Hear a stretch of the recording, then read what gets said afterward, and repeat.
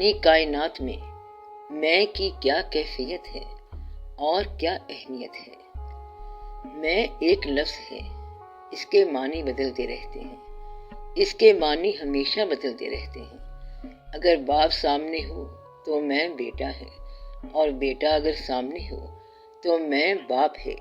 اس لیے میں کا جب تک کوئی مقابل نہ ہو تو میں کی سمجھ نہیں آ سکتی۔ سب سے پہلے یہ دیکھو کہ اس کا مقابل کیا ہے۔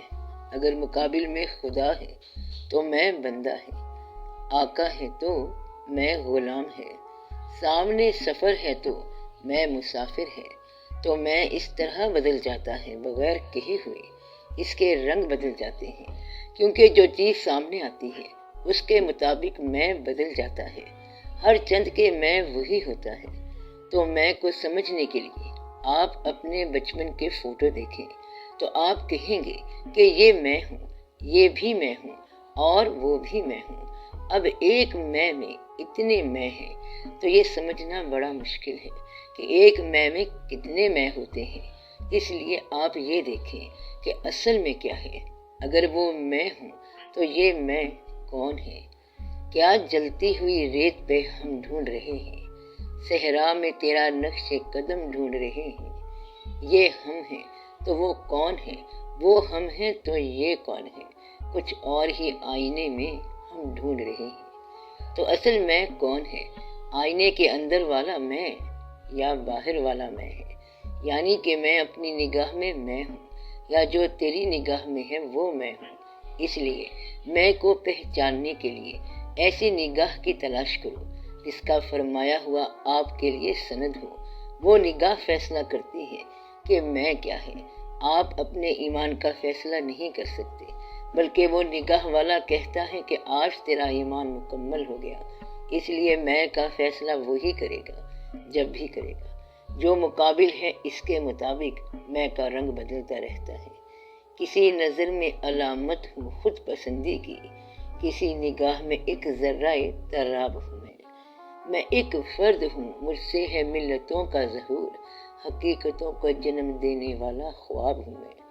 یعنی کہ حقیقتیں مجھ سے ہیں، حالانکہ میں خواب ہوں۔ تو میں پچھلے دور کا آخری آدمی ہوں اور آنے والے دور کا پہلا آدمی ہوں۔ اس لیے اگر میری نگاہ ماضی میں جائے تو میں پہلا انسان ہوں، اور مستقبل میں جائے تو آگے قافلہ مجھ سے چلتا ہے۔ اس لیے میں زمانہ ساز بھی ہوں، اور زمانہ جو ہے وہ مجھے بھی بنا رہا ہے۔ زمانہ مجھ سے ہے اور میں زمانے سے ہوں۔ اس لیے اکیلا میں سمجھ نہیں آ سکتا، بلکہ اکیلا میں ناممکن ہے۔ جب آپ میں کے سامنے کسی کو دیکھیں گے تو اس کے بعد میں کی سمجھ آئے گی۔ اگر آپ سے زیادہ سچا سامنے آ جائے تو آپ تھوڑے سے جھوٹے ثابت ہو جائیں گے، اور جھوٹوں میں بیٹھے ہوں گے تو پھر سچے ثابت ہوں گے۔ اس لیے دعا کرو کہ اللہ تعالیٰ آپ کو میں سے آگاہ کرے۔ ہمارا ایک کالم بھی تھا میں اور میں کے عنوان سے، تو پتہ کرو کہ اصل میں کون ہے۔ آپ کے اندر بے شمار میں ہیں، اور ہر بار یہ بدلتے رہتے ہیں۔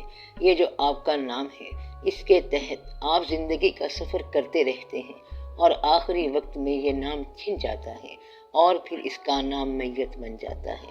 پھر نام کوئی نہیں رہتا۔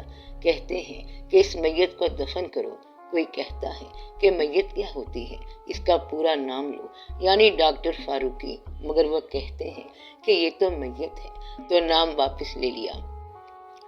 پیدا ہونے سے پہلے بھی نام نہیں ہے، صرف پیدائش سے موت تک نام ہے۔ نہ اس سے پہلے کوئی نام ہے اور نہ اس کے بعد کوئی نام ہے، آگے یہ بے نام ہے۔ تو روح کا نام نہیں رکھا جا رہا۔ روح جو ہے وہ روح ہی ہے، وہ امر ربی ہے۔ روح کا نہ کوئی باپ ہوتا ہے، نہ ماں، نہ بہن۔ کیا کوئی اور سوال ہے؟ اس سے پہلے کہ بادل آئے اور برسے، آپ لوگ اپنے اپنے گھروں کو جائیں۔ دعا کرو کہ اللہ تعالیٰ آپ کو سلامت رکھے اور آپ کا ذوق سلامت رکھے۔ گھبرانا نہیں، بلکہ چلتے چلے جانا ہے، یعنی کہ چلنا ہی اس سفر کی منزل ہے۔ بس چلتے جاؤ، چلے ہو ساتھ تو ہمت نہ ہارنا ہرگز، کہ منزلوں کا تصور میرے سفر میں نہیں۔ اس سفر میں منزلیں نہیں ہوتی، بلکہ سفر ہی سفر ہوتا ہے۔ سفر کے بعد بھی سفر ہے، آپ چلتے جاؤ۔ اقبال نے کہا ہے کہ ہر ایک مقام سے آگے مقام ہے تیرا، حیات ذوق سفر کے سوا کچھ اور نہیں، بس چلتے جاؤ۔ اب دعا کرو، یا رب العالمین رحم فرما، آسانیاں عطا فرما، آمین۔ صلی اللہ تعالی علی خیر خلقہ بنور عرشہ سیدنا و مولانا حبیبنا و شفیعنا محمد و آلہ و اصحابہ اجمعین برحمتک یا ارحم الراحمین۔